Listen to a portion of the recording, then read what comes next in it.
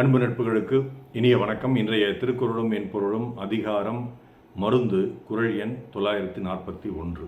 மிகினும் குறையினும் நோய் செய்யும் நூலோர் வழி முதலா எண்ணிய 3.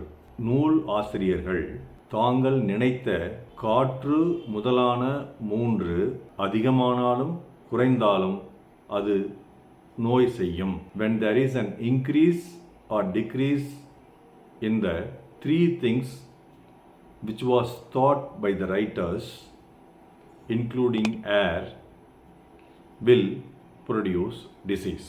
இந்த வழி முதலான 3, வழி முதலா எண்ணிய 3ன்னு ஐயன் சொல்லிட்டு போயிட்டார். இந்த 3 என்னன்னு நமக்கு சொல்லலை. வழியை சொன்னவர் மீது 2ஐயும் சொல்லியிருக்கலாம். வழி என்றால் காற்று, அந்த காற்றை சொன்னவர் மீது 2ஐயும் சொல்லியிருக்கலாம். சொல்லாமல் போயிட்டார்.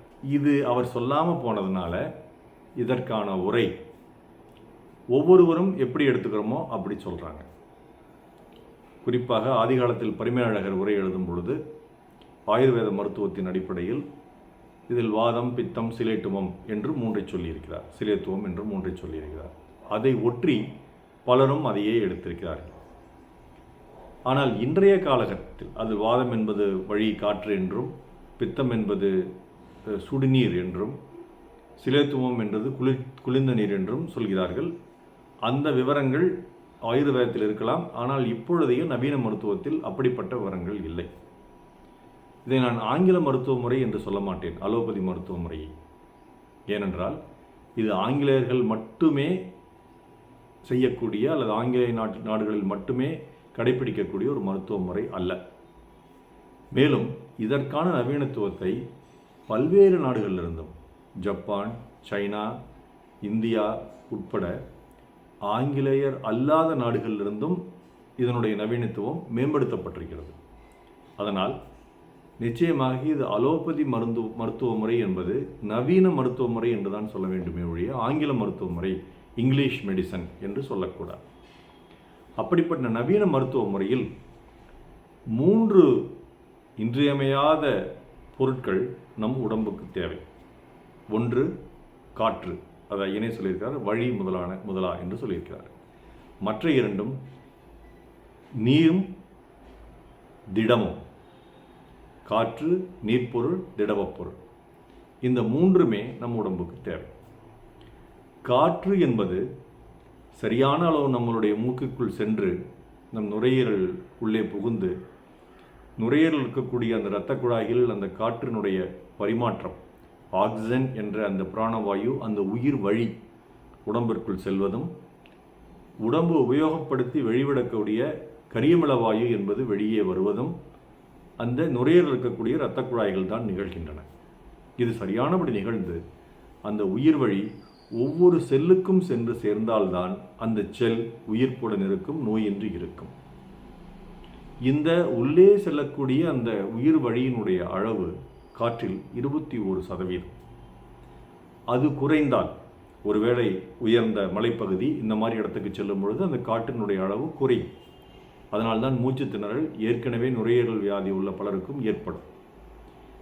அப்படி குறைந்தாலோ அல்லது வேறு காரணங்களினால் ஒரு உயிர் வழியினுடைய சதவிகிதம் அதிகமானாலோ, நாம் சுவாசிக்கும் காற்றில் அதிகமானாலோ மனிதனுக்கு நோய் ஏற்படும் என்று எடுத்துக்கொள்ளலாம். எப்படி காற்றில் ஆக்சிஜன் என்ற அந்த உயிர் வழியினுடைய சதவீதம் விழுக்காடு 21% மேல் அதிகமாகும். சில குழந்தைகளுக்கு ஹைப்பர்பேரிக் ஆக்சிஜன் என்று அடர்த்தியான உயிர் வழி வழங்கப்படும் சில மருத்துவ காரணங்களுக்காக. அது அவர்களுக்கு உடம்பில் நோயை ஏற்படும்.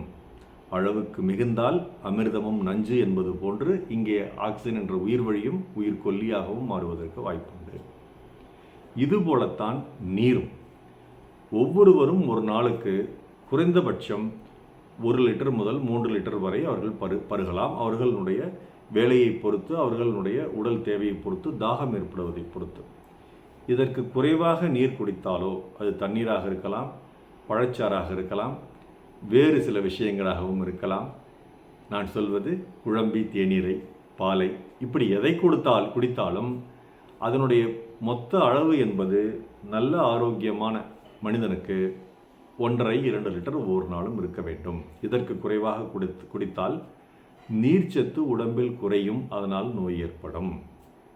இதற்கு அதிகமாக குடித்தால் உடம்பு பருமனாகும், சிறுநீரகத்துக்கு அதிக வேலை கொடுக்கப்படும். அதனால் சரியான அளவுதான் இந்த நீரும் அருந்தப்பட வேண்டும். அடுத்தது திடப்பொருள். நாம் உண்ணும் உணவு எல்லாமே அளவோடு இருக்க வேண்டும். அளவுக்கு அதிகமாக சாப்பிட்டால் வயிற்று வலி முதல் கொண்டு மாரடைப்பு வரை ஏற்படலாம். குறைவாக சாப்பிட்டால் மயக்கம் முதற்கொண்டு வயிற்றில் புண் வரைக்கும் ஏற்படலாம். அதனால் அளவுடன் சாப்பிட வேண்டும். இந்த மூன்றும் ஒரு மனிதன் ஒவ்வொரு நாளும், ஒவ்வொரு மணியும், ஒவ்வொரு நிமிடமும், ஒவ்வொரு நொடியும் சரியாக உபயோகித்தால் அந்த மனிதனுக்கு நோய் என்பது வராது. இது மூன்றும் அதிகமாகவோ குறைவாகவோ உபயோகித்தால் அந்த மனிதனுக்கு நோய் வரும் என்பதுதான் வள்ளுவர் 2000 ஆண்டுகளுக்கு முன்பாகவே கண்டறிந்த ஒரு நல் விடயம், ஒரு நற்கருத்து என்பது என்னுடைய தாழ்மையான கருத்து. இந்த கருத்தை ஐயா தமிழனர் அவர்களும் அவருடைய உரையில் சொல்லியிருக்கார் என்று கருதுகிறேன். யாரோ ஒருத்தனுடைய உரை இந்த மாதிரி இருக்கிறது. ஆனால் பெரும்பாலானவருடைய உரை அந்த முதலில் சொன்ன வாதம், பித்தம், சிலோத்துமம் என்ற அந்த அடிப்படையில் தான் இருக்கிறது, மூவா உரை உட்பட.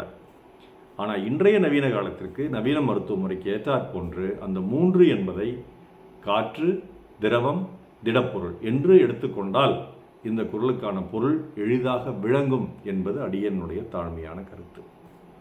மெய்யனும் குறையனும் நோய் செய்யும் நூலோர் வழி முதலா எண்ணிய 3. இங்கும் அவர் எண்ணிய என்று சொல்லுகிறார். பகுத்துண்டு பள்ளியர் ஓம்புதல் நூலோர் தொகுத்தவற்றுள் எல்லாம் தலை என்று சொன்னார். அப்பொழுது அது ஒரு உறுதிப்படுத்தப்பட்ட ஒன்று என்ற சான்றை எடுத்துக்கொள்கிறார். இங்கே இது உறுதிப்படுத்தப்பட்டது என்று வள்ளுவனே எடுத்துக்கொள்ளவில்லை. அதனால்தான் அவர்கள் எண்ணிய, அந்த நூலோர்கள் எண்ணிய நினைத்த 3 என்று சொல்கிறார்.